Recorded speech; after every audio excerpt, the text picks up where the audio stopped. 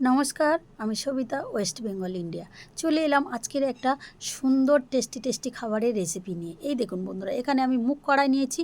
আর মুগ কড়াইটাকে আমি সারা রাত জলে ভিজিয়ে রেখেছিলাম। সকালে এটাকে জল থেকে ছেঁকে আবার এটাকে আমি সিদ্ধ করে নেব। তবে বন্ধুরা, এটা সিদ্ধ করে নিতে হবে সিদ্ধ, বেশি সিদ্ধ করলে হবে না। কড়াইয়ের মধ্যে আমি দিয়ে দেবো পরিমাণ মতো তেল, আর দিয়ে দেবো পরিমাণ মতো ঘিয়ের সাথে আর তেলটা একসাথে যদি এইভাবে দেয়া যায়, খেতে হয় ভীষণ টেস্টি। তেলটা গরম হয়ে গেলে এর মধ্যে দিয়ে দেবো পেঁয়াজ কুচনো, আর দিয়ে দেবো কাঁচা লঙ্কা কুচি বেশ পরিমাণ মতো। দিয়ে এটাকে আমি তেলের সাথে বেশ কিছুক্ষণ ধরে একটু নেড়ে চেড়ে ভেজে নেব। এই দেখুন বন্ধুরা, আমার পেঁয়াজ আর কাঁচা লঙ্কাটা যখন বেশ সুন্দরভাবে ভাজা হয়ে যাবে, তখন এখানে আমি আলু, ক্যাপসিকাম আর গাজর এটাকে আমি ছোট ছোট করে কেটে রেখেছিলাম, সেটাকে আমি ওই পেঁয়াজ আর কাঁচা লঙ্কার মধ্যে দিয়ে দিলাম। দিয়ে আবার এটাকে আমি একটু নেড়ে চেড়ে ভেজে নেব। এই দেখুন বন্ধুরা, এটাকে আমি একটু নেড়ে চেড়ে ভেজে নেব। ভেজে নেওয়ার পর এখানে আমি দিয়ে দেবো চিকেন কিমাটাকে আমি ছোট্ট করে, এই দেখুন বন্ধুরা, কেটে রেখেছিলাম।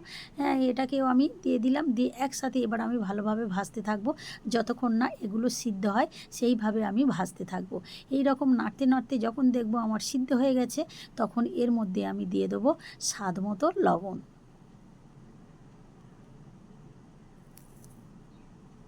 দিয়ে দেবো আদা রসুন পেস্ট করা পরিমাণ মতো আমি দিয়ে দিলাম।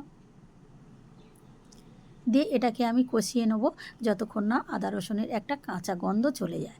ততক্ষণ আমি এটাকে সুন্দর করে নেড়ে চেড়ে এটাকে আমি ভেজে নেব।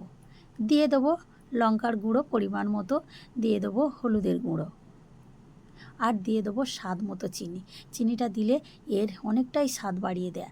আর দিয়ে দেবো এখানে টমেটোর পিউরি, এটাকে দিয়ে দিলাম। আর ওটা ধোয়া সামান্য একটু জল দিলাম। দিয়ে একসাথে আবার আমি কষাতে থাকবো। এই দেখুন বন্ধুরা, এইভাবে কষাতে যখন দেখবো একদম সুন্দরভাবে একটা তেল ছেড়ে দিয়েছে, তখন এর মধ্যে ওই সিদ্ধ করা মুগ কড়াইগুলো আমি দিয়ে দিলাম। মুগ কড়াইগুলো দিয়ে এটাকে আবার আমি একসাথে ভালোভাবে কষাতে থাকবো।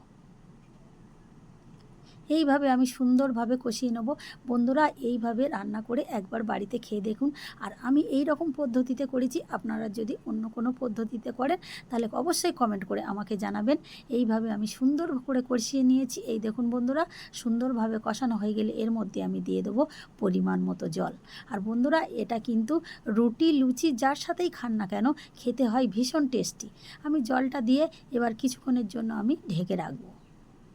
এই দেখুন বন্ধুরা, কিছুক্ষণ পরে আবার আমি চলে এলাম। একদম আমার প্রায় রেডি হয়ে এসছে। আর এখানে আমি আগে থেকে ডিমটাকে ভেজে ঝুরো করে রেখেছিলাম, এই ডিম ভাজাটাকে আমি দিয়ে দিলাম। এটা দিতে হবে একদম লাস্টে। আর দিয়ে দেবো এখানে গরম মশলা গুঁড়ো দিয়ে এবার একসাথে ডিম আর গরম মশলা গুঁড়োটাকে সুন্দর করে আমি নেড়ে চেড়ে নেবো। নিলেই কিন্তু আমার একদম রেডি হয়ে যাবে চিকেন তড়কা রেসিপি। বন্ধুরা, এখানে আমি চিকেন দিয়ে করেছি, আপনারা চাইলে এটাকে শুধু সবজি দিয়েও করতে পারেন। এই দেখুন বন্ধুরা, আমার একদম রেডি হয়ে গেছে।